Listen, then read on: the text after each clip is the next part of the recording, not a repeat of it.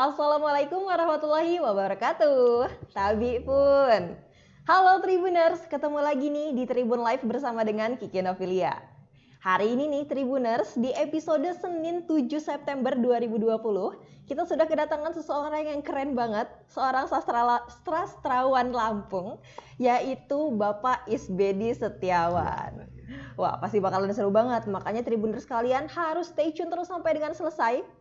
Karena kita hari ini bakalan mengupas tuntas nih tentang kehidupannya Pak Isbedi nih selaku penulis puisi dan juga cerita pendek. Oke, langsung aja yuk kita sapa. Halo Pak Isbedi. Halo juga. Gimana nih Pak kabarnya? Alhamdulillah sehat selalu. Alhamdulillah, walaupun pandemi tapi tetap semangat ya Pak ya? Tetap semangat, harus semangat. Oke, sekarang aktivitas atau kesibukannya apa nih Pak? Kesibukan ya menulis saja, masih tetap menulis gitu. Walaupun ada pandemi ini ya bagi saya bukan sebuah halangan untuk kita berkarya gitu kan, tetap menulis saja. Apalagi seorang seniman sastrawan hanya berhadapan dengan laptop atau kita bersendiri juga bisa gitu kan. Oh, berarti masih produktif nih untuk Alhamdulillah bisa masih menulis ya Pak ya? ya. Oke, nah ngomong-ngomong soal menjadi sastrawan gitu Pak, itu bisa diceritain nggak sih Pak gimana awal mulanya gitu untuk kemudian akhirnya terjun ke dunia sastra? Awal bulannya nggak ada apa ya, cita-cita ya kita menjadi sastrawan, apalagi zaman dulu ya.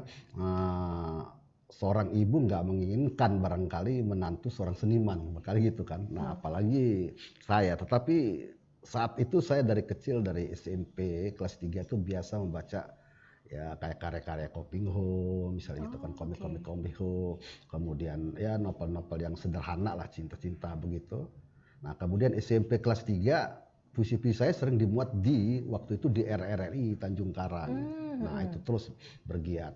Tetapi ketika usia 20 tahun 78, satu cerpen saya itu justru cerpen, bukan puisi. Itu dimuat di Media Jakarta. Nah sejak 78 itulah saya merasa menjadi penulis gitu kan. Waktu itu belum berpikir lah menjadi sastrawan atau seniman gitu kan. Nah, itu. Oke, berarti pertamanya itu menjadi seorang penulis puisi dulu ya Pak ya?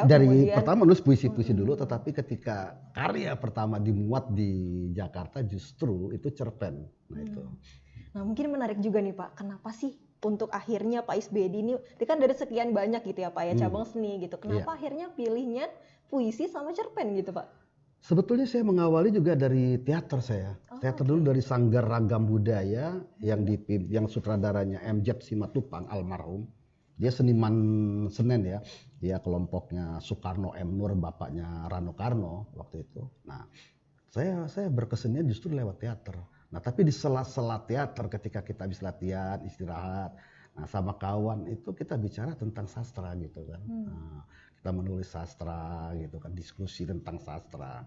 Nanti baru latihan lagi teater, nah itu.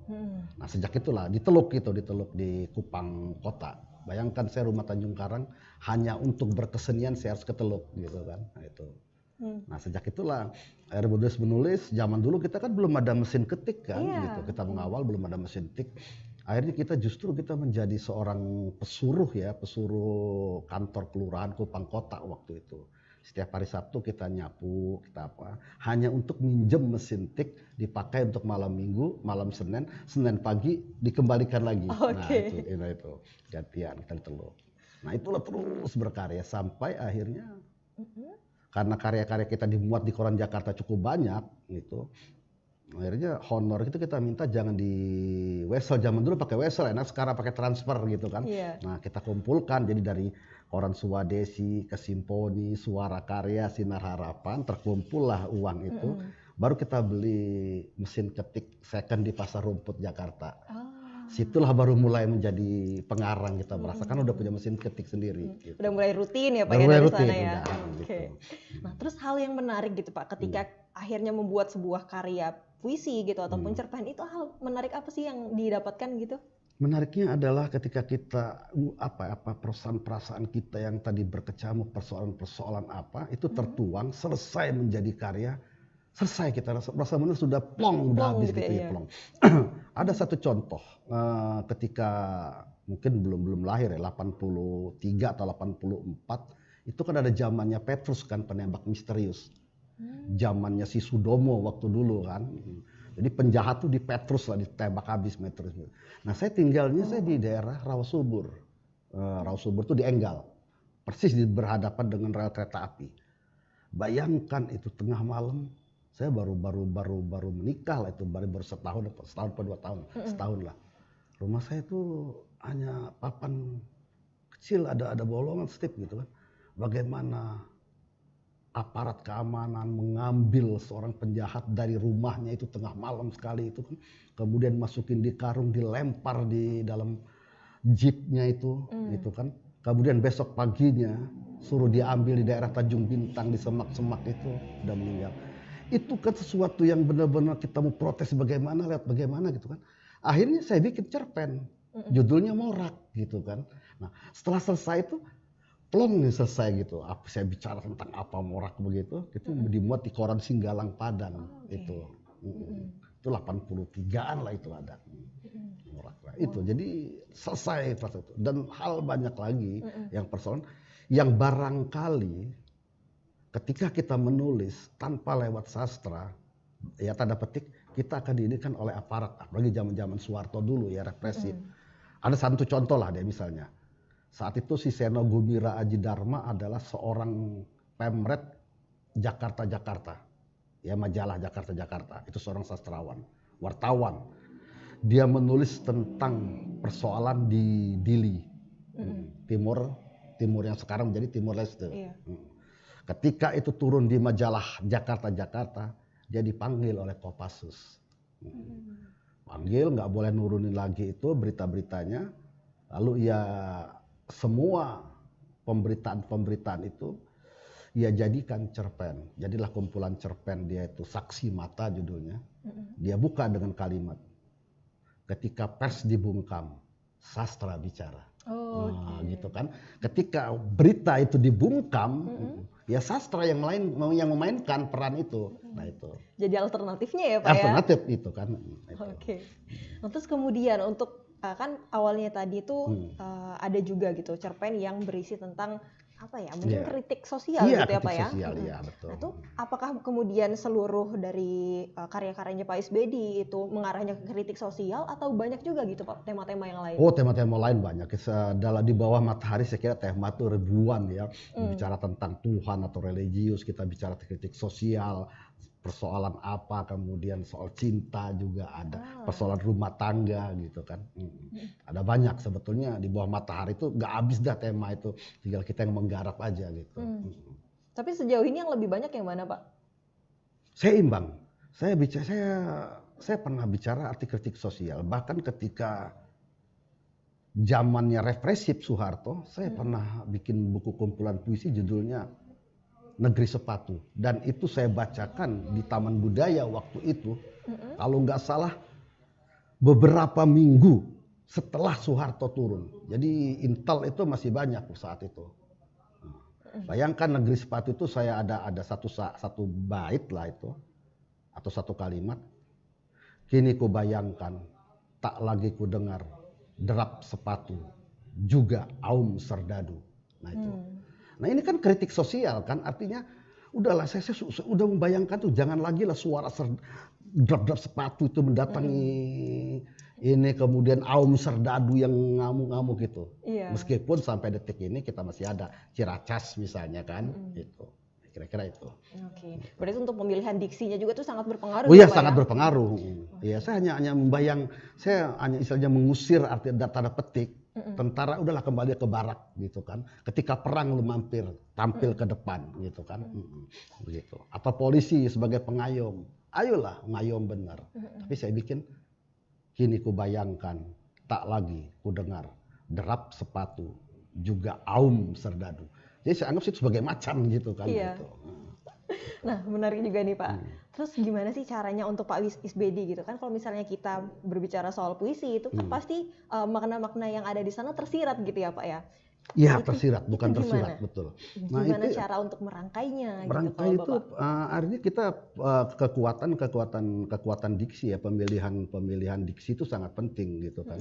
Seorang penyair tanpa memiliki kekuatan diksi, kemudian sangat kepada bahasa, artinya bersahabat pada bahasa, atau pada kata-kata, ya saya kira sulit kita menjadi penyair gitu kan, karena puisi itu kan atau cerpen itu kan sebetulnya seni berbahasa kan. Jadi bagaimana kita memainkan bahasa itu begitu. Itu aja saya kira. Tapi tentu itu banyak pengalaman kita membaca ya, banyak membaca ya. Tentu akan banyak juga tabungan kata atau tabungan bahasa. Itu. Kalau Pak Isbedi biasanya baca buku apa nih Pak? Saya semua buku baca. Saya sampai Injil tapi terutama kitab lama ya, misalnya karya-karya Barnabas gitu, saya baca gitu kan. Gitu. Ya kalau nggak begitu, kita seorang penyair walaupun saya muslim ya, ketika itu saya harus netralkan gitu kan. Ketika saya di Belanda 2015 1 bulan, saya selalu terngiang bunyi gereja, bunyi apa ya, mau nggak mau saya bicara tentang Yesus, tentang apa begitu kan. Gitu. Oke, nah terus kalau misalnya sekarang nih Pak, dari awal pertama kali terjun ke dunia sastra gitu sampai sekarang, itu jumlah karyanya Pak Isbedi ini kalau di total berapa sih Pak? Oh, total lebih dari 1000 ya saya kira. Oh ya? Banyak. 2005 itu Kota Cahaya saya, terbitan, saya nggak bawa sini sayangnya, terbitan Grasindo itu 100 puisi pilihan. Oke. Buku puisi dan cerpen saya tuh ada 40-an sampai sekarang ini. Itu. Artinya udah berapa lah begitu ya. Kalau 1000 saya kira lebih lah. Belum lagi yang masih ada di Facebook yang belum saya edikan gitu kan. Saya selalu sekarang, kalau zaman dulu kita kan pakai mesin tik, lari kita kepada komputer, ya kan. Kemudian lari kita kepada laptop. Sekarang udah di Facebook, udah ada lamannya tersendiri. Ya udah lempar aja ke laman situ kan. Nanti kita unduh lagi, kita edit lagi gitu. Gitu. Udah sekarang semakin mudah gitu ya Pak ya? Semakin mudah sebetulnya. Jadi di bawah saya kalau nggak bisa ngelebihin kami yang tua ini ya, yang tanda petik nggak usah hidup aja loh gitu kan. Banyak ketika mau apa, kita sudah bisa melihat loh begitu. Semuanya udah disediakan sudah ada ya Pak ya? Siap di Mbah Google itu sudah ada begitu kan.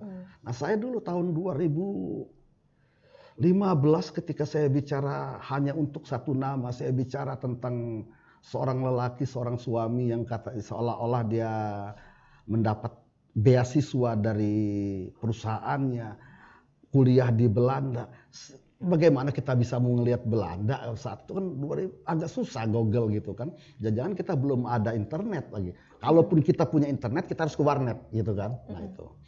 Kalau sekarang kan di rumah sudah ada, dari handphone sudah ada gitu kan. Terus inspirasinya untuk bisa buat hampir 1000 karya itu gimana Pak? Inspirasinya, cara mencari inspirasi dari ini. Inspirasi itu sebetulnya nggak banyak orang percaya itu inspirasi itu tidak kita buru ya. Inspirasi itu bisa kita datang, tapi juga bisa kita kejar. Ide atau gagasan kalau menurut Sapardi Djoko Damono itu sebetulnya bisa saat kita proses kreatif. Misalnya ada banyak karya-karya saya itu yang lahir dari penemuan kata atau kalimat yang saya anggap itu puitis. Misalnya, karena laut mengajarkan rahasia badai, aku pun setia berlayar. Saya kira ini puitis gitu kan. Akhirnya jadilah perjalanan pelaut gitu kan. Ternyata memang hidup pelaut bisa kita simbolisasi adalah diri kita, manusia. Karena laut mengajarkan rahasia badai, aku pun setia berlayar. Manusia juga sadar loh, kita juga akan mati. Tapi kalau kita setia sih menjalani hidup ini. Kalau kita itu begitu keluar dari rahim ibu, enggak lah gue juga bakal mati, masukin lagi aja, kira-kira begitu kan. Tapi kita karena Tuhan memberikan rahasia kehidupan ini, kita setia loh menjalani. Nah itu, dari situ. Kemudian ada lagi, aku tandai tahi lalatmu dari dunia kanak-kanak, terus dan seterusnya. Ternyata tahi lalat itu menjadi simbol bagi seseorang. Misalnya ketika kita ada yang meninggal, ada yang hilang.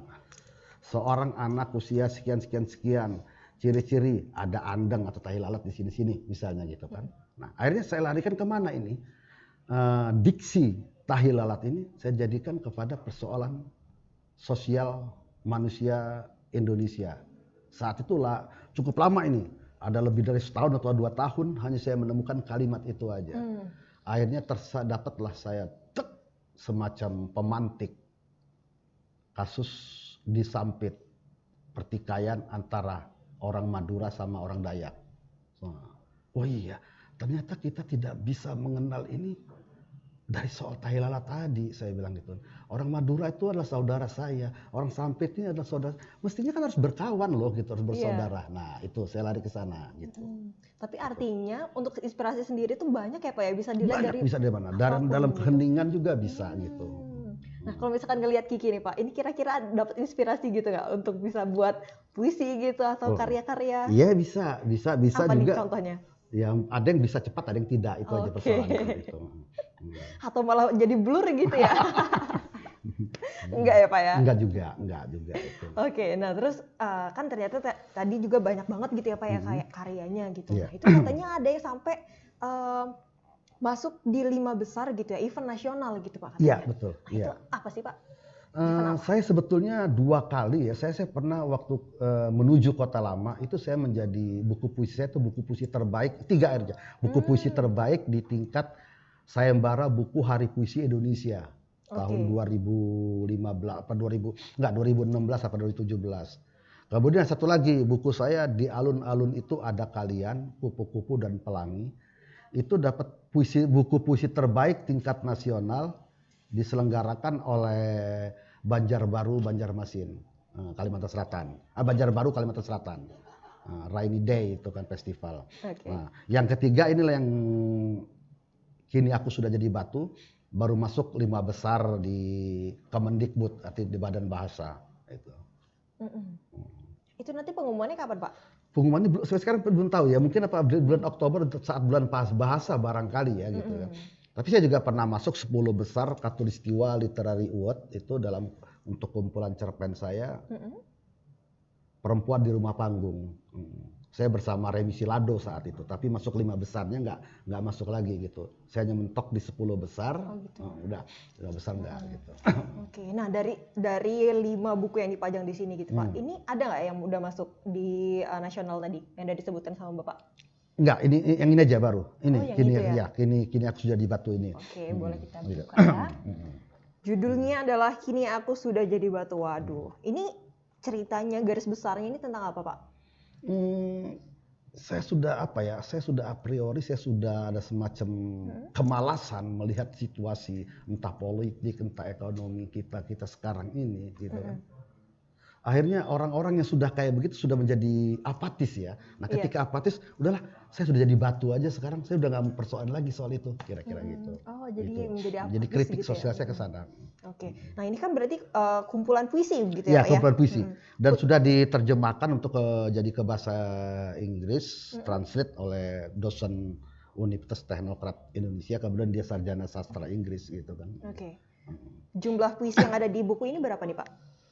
Kalau 70-an ada barangkali ya. 70-an gitu. Iya. Dan isinya semuanya rata-rata kritik sosial gitu. Iya, betul, kritik sosial. Enggak harus kritik sosial, cinta juga ada gitu kan. Karena sebuah buku puisi kita jangan satu benang merah gitu. Jadi harus ada cinta, ada kritik gitu. Tapi yang kita mau jual yang mana sih gitu kan. Oh, yang saya jual mau kritik misalnya begitu kan. Nah terus kalau misalkan menjadi seorang seniman gitu ya Pak ya, itu kan biasanya ada ciri khas gitu. Kalau misalkan seniman yang ini adalah seperti ini gitu, W.S. Rendra dengan gayanya dia gitu. Nah kalau misalkan Pak SBD, itu ciri khas yang ingin ditampilkan dalam karya-karyanya itu seperti apa sih Pak? Kalau Rendra kan dia banyak kan kritik sosial dan balada ya. Kalau saya sebetulnya puisi-puisi lirik ya. Saya puisi-puisi lirik, jadi aku lirik lah. Jadi saya lebih banyak bicara tentang aku gitu kan. Tapi aku lirik itu ya bisa, akunya si orang itu bisa saya ambil jadi aku saya. Nah itu kan. Tetapi saya nggak lepas di situ juga. Saya juga ada bicara, misalnya saya pernah ada kerjasama sama Denny J.A. waktu itu menulis puisi esai. Terlepas itu saya dibully orang itu, bagi saya itu nggak ada masalah gitu kan. Karena dalam berkesenian itu diprotes orang, dibully itu. Persoalannya kan adalah mereka kan melihat misalnya membuli saya dengan puisi esai. Isbedi miskin, Isbedi begini, kenapa mau mengambil dianggap Denny J.A. adalah politik yang mengacaukan dunia sastra. Saya berkesenian, saya pikir sama dengan dokter, kemudian perawat dan sebagainya, itu guru, adalah sebuah profesi. Saya profesional benar menulis puisi. Saya sampai tinggalkan Bahkan saya pernah juga jadi di ASN, saya lepaskan. Berarti saya ingin profesi loh, menjadi sebuah profesi karya-karya saya ini, otomatis saya harus profesional. Nah ketika profesi ini harus mendatangkan uang, dan harus mendatangkan uang, karena tanpa mendatangkan uang, saya pikir saya nggak bisa menghidupi anak istri dong. Iya kan itu. Nah Denny JA dengan uang yang cukup banyak bagi dia bikin puisi, tapi kan tidak pernah menekankan, lo nulis puisi tentang diri gua, tidak. Kamu mau nggak nulis puisi? Saya bayar sekian, itu misalnya gitu kan. Bicara tentang kritik sosial, oke, saya ambil begitu. Nah, tapi kan kemudian dibully, beginilah. Tapi ya saya pikir nggak ada masalah lah itu kan. Tapi kalau misalkan untuk kritik gitu ya Pak ya, kritik kepada para seniman atau pahlawan itu sampai sejauh ini masih sering terlontar gitu dari masyarakat gitu. Untuk seniman, justru yang melontarkan itu para seniman sendiri yang mengkritik seniman yang lain. Oh, itu. Gitu. Ini saya pikir nggak ini ya, nggak apa di luar nalar manusia. Saya kira manusia yang waras pun itu di luar sekali gitu. Seniman mengkritik seniman, kenapa enggak sih seniman mengkritik yang lain seharusnya begitu kan? Seniman begini dikritik habis-habisan. Satu contoh misalnya kan baru sampai kasihan ya Ahmad Juludin Erwin. Dia mau merencanakan penerbitan buku 100 penyair lebih se-Indonesia dari zaman Pansuri, Khairul Anwar sampai di era sekarang. Cuman masalahnya saya pikir ada kesalahan juga bagi Erwin. Itu dia berkarya tidak senyap artinya gitu. Dia lempar ke Facebook. Jadi kan bermasalah itu kan. Sampai ada orang mengatakan, saya tidak mau satu buku sama Isbedi. Misalnya begitu.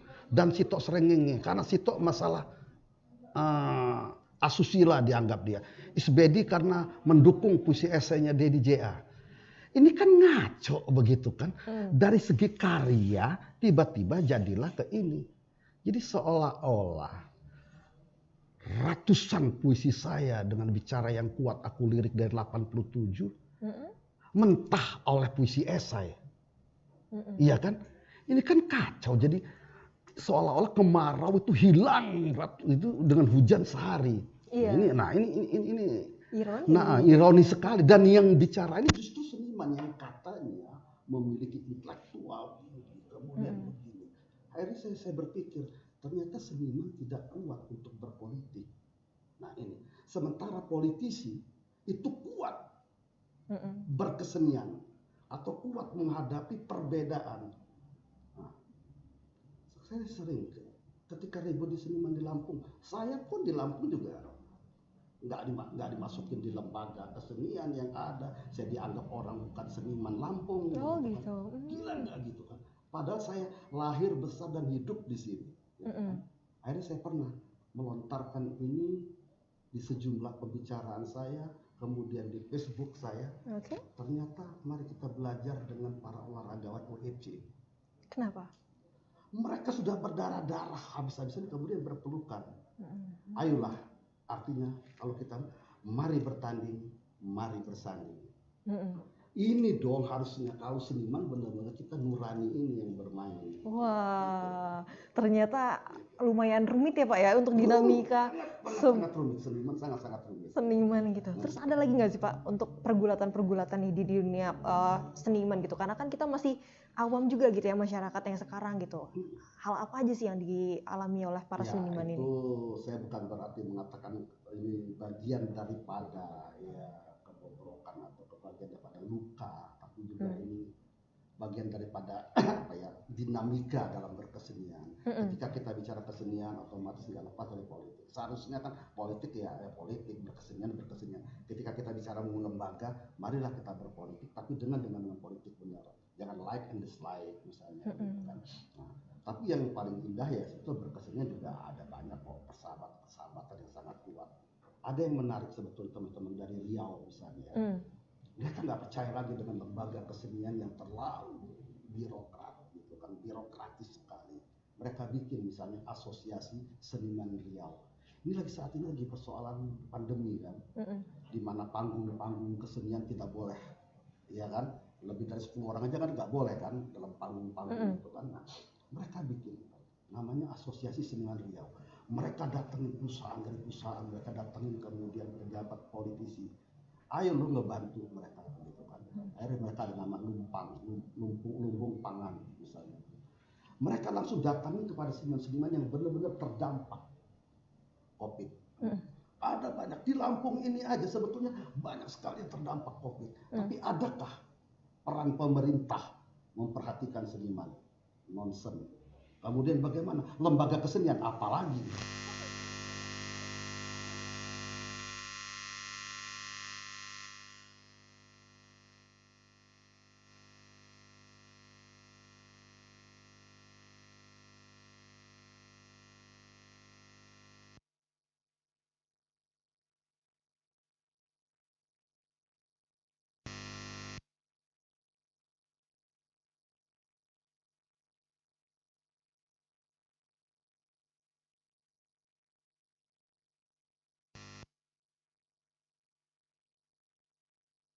Itu kan sampai nelpon si perempuan jangan tuh, saya bicara tentang itu, tapi saya bicara tentang sosial.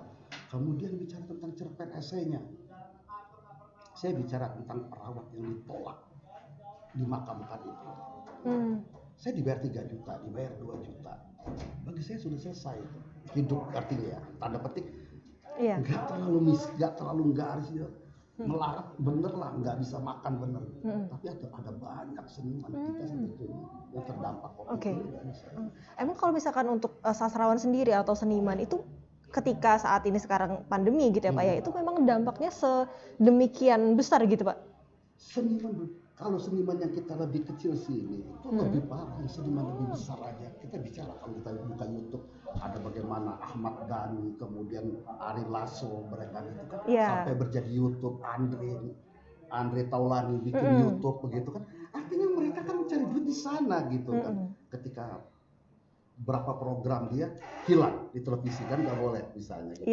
Nah, bayangkan sekelas mereka aja menjerit, apalagi seniman di bawah mereka yang seperti di Lampung ini. Semuanya menjerit.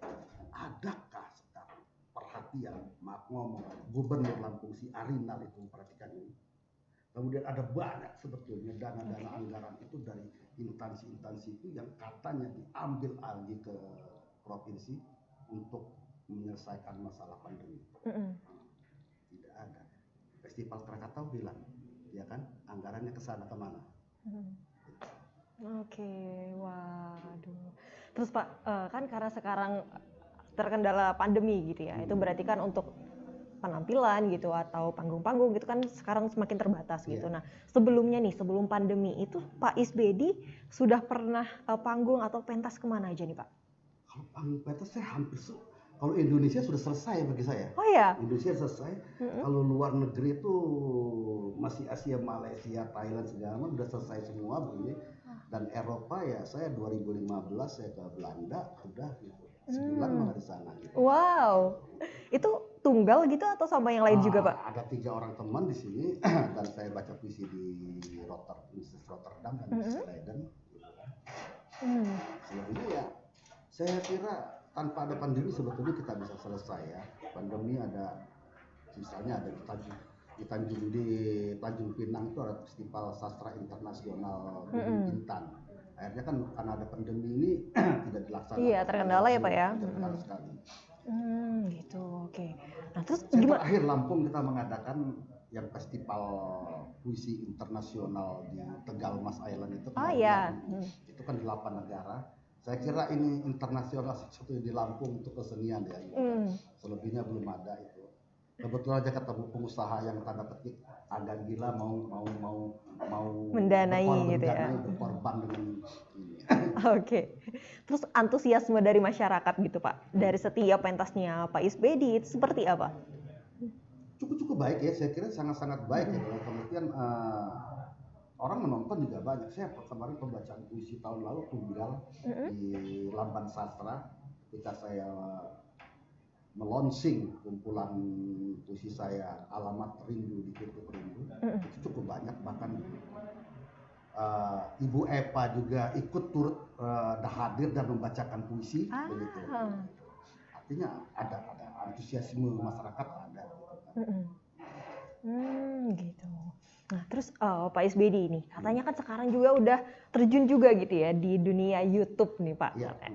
Nah, namanya itu adalah Paus Sastra Lampung ya Pak ya. Nah, itu kenapa harus Paus Sastra Lampung gitu Pak? Nah, Paus Sastra Lampung ini sebetulnya ini termasuk penobatan dari kritikus sastra Indonesia yang juga disebut Paus Sastra Indonesia, Habib Yasin, yang sekarang sudah meninggal. Jadi ada orang teman kayak termasuklah kembali lagi kepada Denny JA tadi. Saya pernah dibully sama orang. Cabut aja itu, kata dia bilang, Paus Sastra Lampung itu. Ngapain jadi puisi saya? Lah, ini kan bukan ijazah dalam sebuah akademik. Kalau mau nyabut ya panggil aja Habib Yasin di kuburan sana luntur cabut, kira-kira begitu kan. Ini kan hanya sebuah julukan, bukan Paus Sastra Lampung yang oleh Habib Yasin ditulis di Horizon sama beliau, kemudian ditangkap oleh teman-teman wartawan, langsunglah menjadi nama saya jadinya SBD Setiawan Paus Sastra Lampung. Gitu. Untuk filosofinya sendiri seperti apa itu Pak? Untuk filosofinya gitu, Paus Sastra. Paus Sastra Lampung. Paus itu kan kalau Habib Yasin itu kan orang yang selalu membaptis. Khairul Anwar kalau tidak bertemu dengan Habib Yasin, tanda petik, memang puisi dia bagus juga kan. Dia ngelempar si Khairul Anwar sebagai penyair angkatan 45 misalnya. Nah, saya di Lampung ini mungkin dilihat sama mereka itu adalah saya sering kali misalnya, puisi lu nih bagus loh, lu nih bakal jadi penyair, kira-kira begitu kan. Bahkan sampai Saiful Irbatan Pakak pun, mudah-mudahan dia masih mengakui sejarah yang lama itu. Puisi pertama dia lahir itu justru di rumah saya. Ini bagus ini puisi saya bilang, di kamar saya, bukan di rumah saya, di kamar tidur saya. Ini bagus ini, coba kirim ke Jakarta, kira-kira begitu. Ada banyak, termasuk Diamerta ketika saya megang suatu media di Trans Sumatera misalnya gitu kan. Ini coba kalau kamu bikin cerpen ini minimal seperti ini aja, atau bagusnya lebih bagus lagi, kamu kirim dia ke Jakarta, saya bilang gitu. Cerpen kamu ini kuat, kira-kira mah pembaptisan itulah kayak seperti Paus juga kalimat tanda petik adalah pembaptis ya, pembaptis gitu. Oh gitu, wah keren banget ya Tribuners ya. Terus Pak penasaran nih, untuk suatu puisi gitu, itu bisa dikatakan bagus itu seperti apa gitu, standarnya itu yang seperti apa? Iya, pertama sekali kita ada tema, ada gagasan nggak sih? Kemudian dia kekuatan bahasa, kekuatan dia bagaimana meramu bahasa itu menjadi kuat, ada diksi pilihan-pilihan kata begitu kan. Nah itu ada sumbangsi juga dalam kehidupan ini. Meskipun sebuah puisi jangan kita puisi lu tuh jangan istilahnya berdakwah segala macam. Memang tidak berdakwah, tapi ketika kita membaca ada nggak sih sesuatu yang kalau enggak kita bisa menangkap maknanya, indah nggak sih bahasanya ini? Gitu kan. Misalnya saya membaca puisi-puisi Acep Jamur, enak bener. Meskipun mungkin saya nggak tahu maknanya gitu kan. Enak bener bahasanya, bagaimana dia menjahit kata itu dengan menarik dan indah misalnya.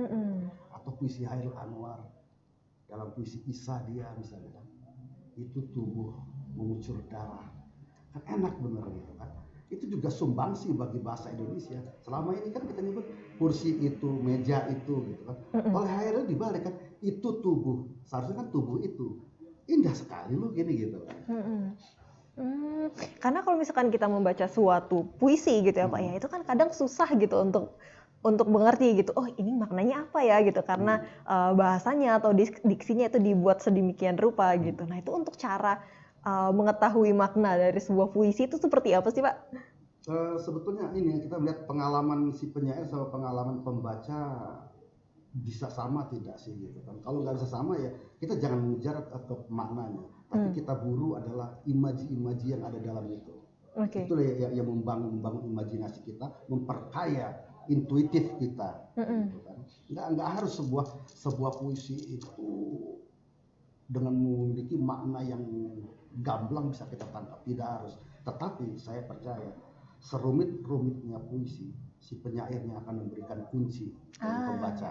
Nah, tinggal kita cari aja kuncinya itu, mau pintu yang mana kita masukin gitu kan. Tinggal pembacanya gitu ya Pak ya. Tinggal pembacanya. Gitu.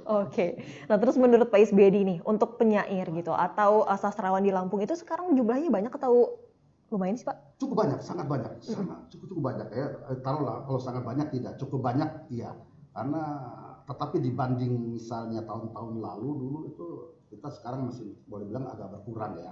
Waktu dulu sampai si seorang Nirwan Dewanto itu mengatakan Lampung adalah lumbung penyair. Oh ya? Oh, itu Nirwan Dewanto tuh kita tahu lah budayawan kuat dan orang sanihara. Nah itu. Nah sekarang tapi kita juga punya ada banyak ya penyair-penyair yang kita anggap kuat lah sih ya. Yang terus generasi terus berjalan dan teman-teman yang agak lama yang artinya di bawah saya itu dia masih ada bahkan satu Inggit Putri Amarga itu kan dia kumpulan puisinya 4 di tanah ya kan masuk dalam 10 besar KLA kan. Benar-benar. Nah ini artinya masih ada masih bisa banyak ya, masih bisa diperhitungkan dalam dunia sastra Indonesia. Kemudian dari kita Lambang Sastra gitu kan. Masa Lambang Sastra ISBD itu kan ada pameo yang diucapkan oleh Saiful Irbatan Paka. Lo boleh jadi penyair di tempat lain, tapi kalau di Lambang Sastra bisa 5 langkah 7 langkah lebih duluan itu. Ada banyak misalnya ada Alfarizi yang sudah mulai tampil kuat, kemudian ada Agus Ri Junaidi, kemudian ada teman-teman dari misalnya Tulang Bawang yang artinya ada bersentuhan dengan Lambang Sastra ISBD kayak Muntarsi begitu kan. Ini termasuk boleh dibilang mulai naik meskipun ya usia mereka yang agak lebih sedikit tua. Kalau dari agak muda sedikit aja tuh lebih enak itu jalannya mereka. Ya ketika usia kelahiran 71 itu kan agak sulit untuk naik gitu kan. Iya. Kalau untuk Lamban Sastra ISBD itu sendiri itu emang milik Bapak gitu Pak? Iya, pemilik saya sebetulnya, tapi yang menjalankan di ini yang lain. Misalnya dulu pernah Saiful Irbatan Paka menjalaninya sebagai kita anggap sebagai direktur ya. Kemudian pernah Agus Ri Junaidi juga sebagai direktur. Nah sekarang Erika Novelia Sani sebagai direktur. Tapi itu tetap pemilik saya. Seperti kayak Rumah Puisi Taufik Ismail. Itu kan rumah puisi itu punya dia. Atau ada Padepokan Bagong Kusudiarjo juga gitu kan. Tapi yang menjalankan yang lain. Gitu, Itu didirikannya tahun berapa Pak? 2016. 2016. Itu teman-teman dari komunitas Gedung Meneng di sebelah sini, Imron di sebelah Pempek. Gitu. Dari 2016 sampai sekarang 2020 nih Pak. Itu jumlah murid gitu yang ada di Lamban Sastra ini ada berapa? Kalau kita banyak, kalau murid kita nggak terlalu menginginkan itu, tapi yang artinya kita di Lamban Sastra menyelenggarakan sebuah panggung. Oh gitu. Kita banyak pelaksanaan. Sementara kita belum mengadakan workshop yang secara ini. Itu yang lahirnya cuman paling kita sedikit yang datang ke sini kayak si Alfarizi itu generasi waktu kita di Kemiling misalnya gitu kan. Sekarang si Agus Ri waktu kita Tanjung Senang larinya gitu. Yang lain itu yang Bencara teman-teman dari Lampung, dari Tulang Bawang Barat, dari Suji, itu datang ke sini kita ngobrol gitu. Nah tahun inilah kata si Erika Novelia Sani dengan direktur dia ingin lebih pada fokus workshop pendidikan tentang bagaimana menulis puisi, bagaimana membaca puisi itu. Wah menarik banget ya Tribuners ya. Nah terus menjadi seorang sastrawan Lampung gitu Pak. Kalau Pak SBY itu ada nggak sih kayak sastrawan gitu atau penyair favorit mungkin? Jelas ada. Setiap orang pasti memiliki panutan yang kita ini kan ya. Saya untuk Indonesia saya suka dengan puisi-puisi Gunawan Muhammad, Hairil, kemudian Sapardi, Abdul Hadi W.F. Jawawi, itu saya suka gitu kan. Kenapa Pak? Karena puisi-puisi mereka itu lebih banyak kayak puisi Hairil itu puisi-puisi yang kuat sekali, sulit untuk kita tanda celah di mana buruknya. Kemudian Sapardi bagaimana dia memainkan imajinasinya begitu dengan kuat. Gunawan Muhammad juga begitu kan. Itu Abdul Hadi WM dengan nuansa Maduranya atau Jawawi juga dengan nuansa Maduranya gitu kan. Nah, dan mereka lah sebetulnya yang menguatkan saya menjadikan penyair sebetulnya. Saya membaca puisi-puisi mereka awalnya gitu kan. Sampai Kori Layun Tampan awalnya puisi-puisi SBD ini terpengaruh dengan puisi-puisi ini. Kemudian lari ke puisi-puisi ini. Sampai kemudian terakhir almarhum Kori kritik setelah Habib Yasin meninggalkan si Kori yang lebih kuat kepada kritikusnya gitu kan. Terakhir SBD punya warna. Nah gitu kan. Artinya wajar penyair awal itu terpengaruh itu wajar. Terinspirasi gitu ya. Terinspirasi gitu. Gitu. Itu kalau misalkan yang di Indonesia ya Pak ya. Kalau misalkan yang di luar negeri ada nggak nih? Saya ada kayak macam Octavia Fast, gitu kan, Tagore misalnya gitu kan. Oke. Kenapa Pak? Akhirnya menyukai mereka gitu. Saya bukan menyukai dalam arti saya membaca karya mereka loh begitu. Ya seorang penyair, seorang sastrawan kalau nggak baca karya-karya dunia juga mau lari kemana dia gitu kan gitu.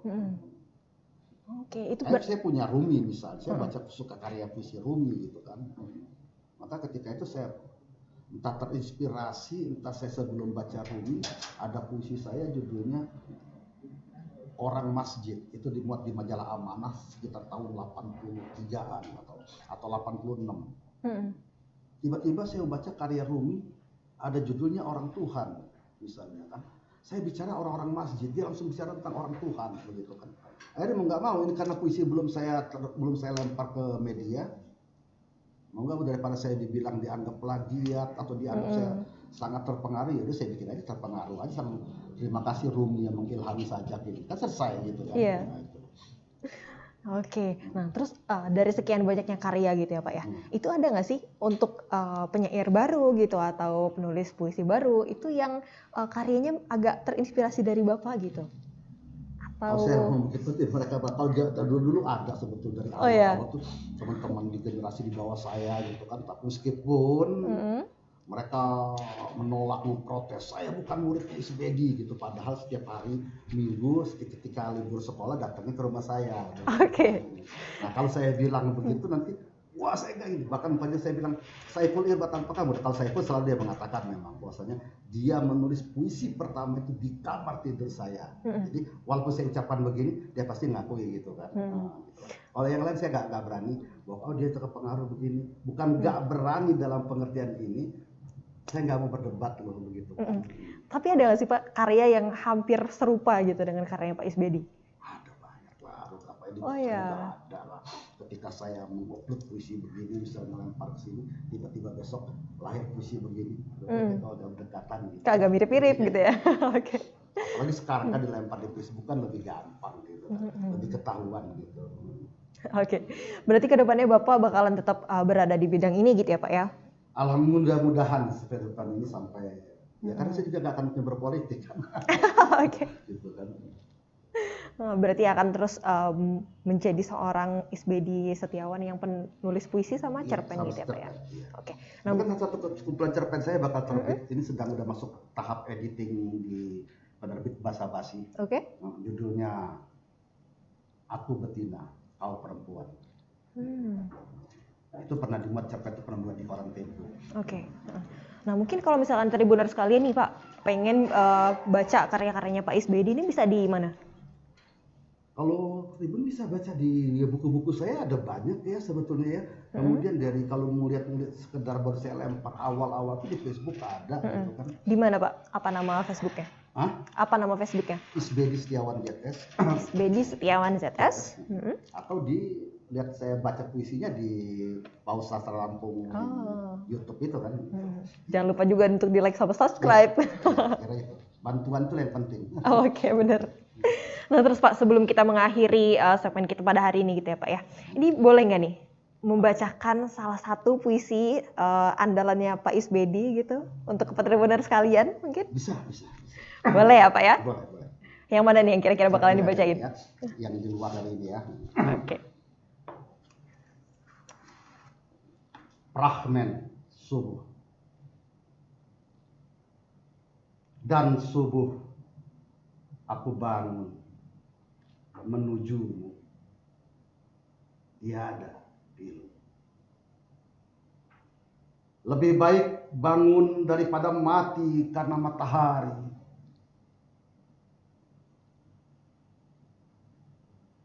Adel jalan dari ranjang menuju ruang lain, lupa di mana mukena ia letakkan.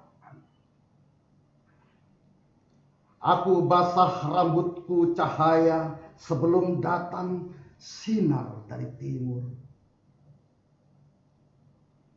Jangan ajak aku menyantap malam. Aku tinggalkan kau di meja itu. Sekian. Wah, keren banget ya Tribuners sekalian. Makasih banyak ini Pak Iswedi sudah datang ke Tribun Lampung, sudah sharing juga kepada Tribuners sekalian. Semoga ke depannya makin lancar ya Pak ya, semakin sukses juga lagi. Oke, amin. Oke Tribuners, itu tadi ya perbincangan seru kita bersama dengan Pak Iswedi. Wah, sangat menginspirasi dan juga memotivasi kita semua nih ya. Buat Tribuners sekalian, gak lupa untuk Kiki ingatkan lagi untuk terus tontonin live streamnya Tribun Lampung setiap hari dari jam 1:30 siang sampai dengan 4 sore. Kita punya banyak banget program menarik buat kalian semua. Saya Kiki Novelia undur diri, sampai ketemu lagi di episode selanjutnya. Wassalamualaikum warahmatullahi wabarakatuh. Waalaikumsalam. Bye-bye.